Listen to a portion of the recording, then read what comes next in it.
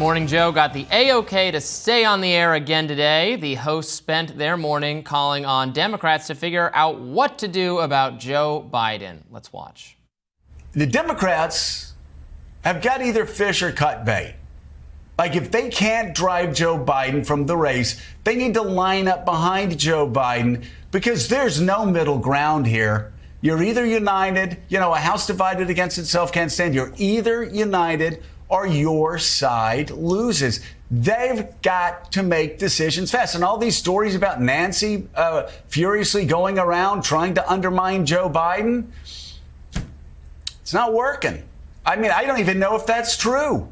We keep hearing about Barack Obama and all of Barack Obama's people quietly working behind the scenes to undermine Joe Biden. If they are, that's not helpful. It's not helpful, first of all. And secondly, it's not working with the rank and file base. Joe is also concerned about the momentum growing for the Republican Party.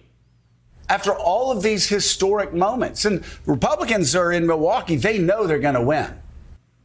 Yet he's not buying any of the polls that say Joe Biden can't win. Coral Rove said Joe Biden can't win. I understand. He's turned in a terrible debate performance. He has trouble in interviews. He always has. But again, I want to see the polling that says that.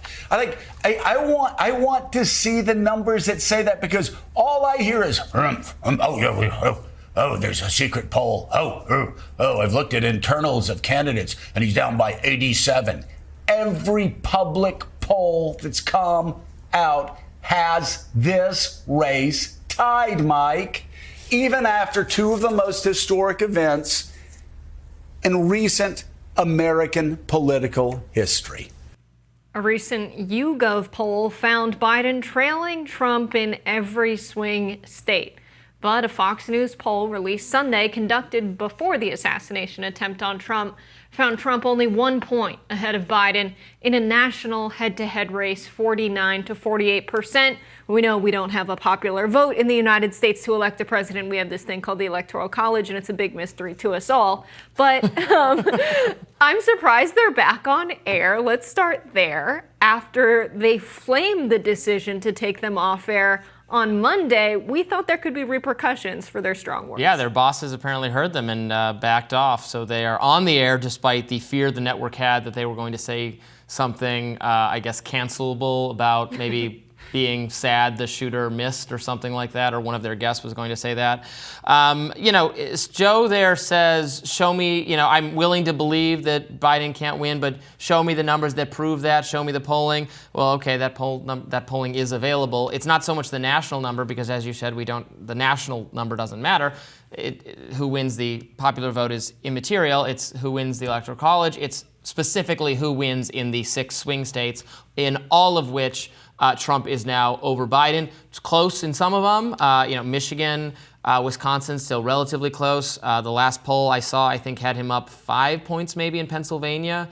These are still, I agree with Morning Joe that Biden, it's not the case that Biden cannot win. It's not impossible that he could win. It's just becoming less and less likely. It's going to be a roll of the dice, and if you roll a 1 or a 2, Biden could still win, and if you roll 3, 4, 5, or 6, Trump's going to win. Like, that's the odds we're at now. I mean, it's the same way it always works. Biden was favored to win in 2020, but it wasn't a certainty. Hillary Clinton was narrowly favored to win probably in 2016, but ended up losing. It's odds. Joe Biden could be reelected. It's just getting less and less likely by the day as he continues to turn in terrible, terrible performances at debates, during interviews, and as the news cycle comes to favor Trump, who survived a attempted assassination, very narrowly survived it, had that sort of very courageous and inspiring response to the shooting, is now, I think, has dialed back some of his divisive rhetoric and is making a pitch to all Americans that this is the way to unify. He now faces less opposition. I mean, the Democratic Party, there is way more dissension in what to do about Biden on the Democratic side. On the Republican side, there used to be a lot of dissension about what to do about Trump. There were people very against Trump. Even when he won unexpectedly to many Republicans in 2016, they did not all fall in line behind him. There's been kind of like several tiers of Republicans, people who totally support, at the elected level and somewhat in the base, although the base has always been very Trump supportive. People who wholeheartedly support Trump in every way, people who agree with his policies and will not criticize him and will support his policies but are a little bit less sold on him, people like Mitch McConnell. And then there were people who speak up and oppose him, Nikki Haley at various points, some of the more moderate Republican governors. At this moment, the entire party is fully behind him. You saw that last night. You saw would-be rival after would-be rival pledging absolute and utter fealty to him. The Republican Party has never been as united behind Donald Trump as it is today, and that is going to help him. So that's what Democrats, that's what Biden is up against, a party that is more in favor of Trump, more united behind him than ever before in the last 8 years. And Joe makes a good point to say it's not helpful if there are people within the party who are the party's leadership who should be in lockstep behind their candidate, theoretically, if they're going to run a successful campaign. He focuses a lot on the polling numbers. You make it a good point to disconnect the strategists from the base. I think the base of voters is important to look at because you have these people that are diehard Democrats. Some of them are critical of Joe, but will vote for Joe if he's the nominee anyway, and they would prefer someone else for many reasons. But the polling numbers are not the only thing that matters. The amount of money in the bank matters a lot. That's a key figure. You have Elon Musk committing $45 million a month to Donald Trump. Ridiculous that he said he was never going to give any money to either candidate for president and has completely gone back on that. But then you have the pro-Biden PAC with donors withholding $90 million unless he's replaced. That's crazy. That's a figure that really determines success because while you do have a base of people that if they like the candidate, they're very loyal to them. Trump has this. Biden kind of has this, but the key problem is a lot of the people participating in the election do not want to hear anything about American politics. They avoid it like the plague, and you have to reach those people with advertisements, with mailers, and phone calls, and that takes money. And so if money is what's on the line here, I think that is ending up the determining factor of if Biden stays in or drops out. I don't think it's, you're right that the money hurts. I don't think it's going to force Biden from the ticket. And at some point, what they're doing is, to Mika's point, it's not helping. They need to either fully commit to the effort to get him off the ballot, and everybody has to get on board with that, and Nancy Pelosi has to call for it, and Chuck Schumer has to call for it, and all of the donors have to say not another dime from us, and everyone in Congress has to say it, and they have to get everyone in the media to do nothing but talk about that until it happens. Half-heartedly coming at Biden is not going to make him leave the ticket, and it is just going to damage his chances further. That's what they're doing right now. They have to fully commit to it. Even if they do that, I am far from persuaded that he will, in fact, get off the ticket. I've said this so many times now. I don't think he's going anywhere. I certainly don't think the attempts made thus far have changed his mind. They keep saying it's his decision to make. Well, his decision was made. The decision was made 2 years ago that he was going to run for re-election. That was the time, honestly, to pressure him. Now, it would have felt weird to do it then because he was coming off the midterm victory where Democrats had a much better than expected showing. The red wave did not materialize. Even I was surprised by some of their successful defenses in the Senate by winning the Pennsylvania seat and the Nevada Senate seats. That in particular surprised me. So I see why a defiant Biden at the time was like, well, of course I'm running for re-election. Unfortunately, he's the oldest person ever to occupy the presidency, and he is a lot more advanced in age even 2 years later. He seems like he's aged dramatically in just the last several months. Age is finally, it was always catching up with him, but has really caught up with him now, and so they're in this bad position. But I think they could all defect, and he's going to just ride this out. David Weigel, who we've talked to on the show before, is on the ground in Milwaukee at the RNC and ran into David Bosey, the president of Citizens United, Republican operative. Weigel asked him, what's your take on the DNC potentially holding this early virtual roll call? It feels like a coup before the convention. Ridiculous. They want to avoid a situation where delegates come and cast their votes for someone other than Biden. And if they start doing that, they can just like end the Zoom call or something. I don't know.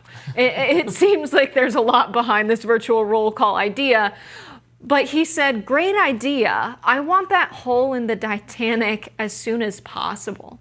So Republican operatives are seeing this as something that could destroy the Republican Party if they try and nominate Biden early. The Democratic Party, you mean? Yes, sorry, the DNC. If they try and do this virtual roll call before anyone gets to Chicago in August, he thinks it's going to fracture the DNC, probably along the lines of who's called for him to drop out and who really wants him to stay. Yeah, I think Republicans are just munching popcorn regardless of what's happening.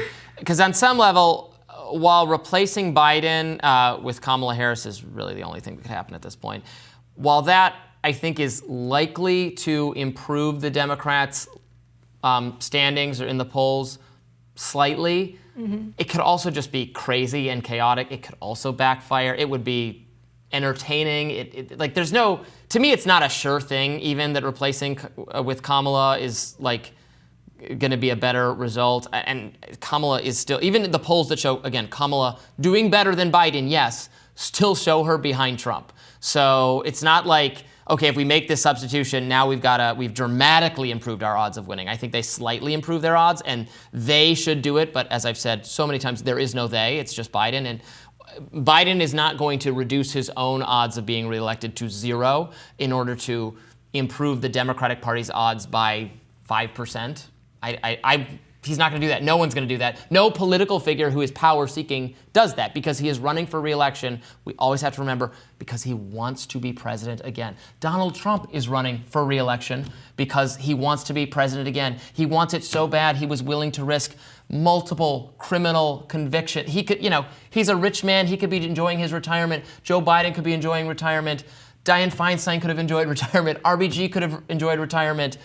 All of these people seek power. We can't maybe understand it. It is alluring and seductive to them. They are going to continue to seek it. And I don't think, again, short of divine intervention, anything's going to stop them. I think the Democrats miss this one key thing, which is they think that Biden, if he campaigns really hard and goes to the swing states, he's going to overtake Trump and within that margin of error end up being the winner of the contest in November. But he's already been running. He's already been the candidate. I think his polling numbers are as high as they're going to be.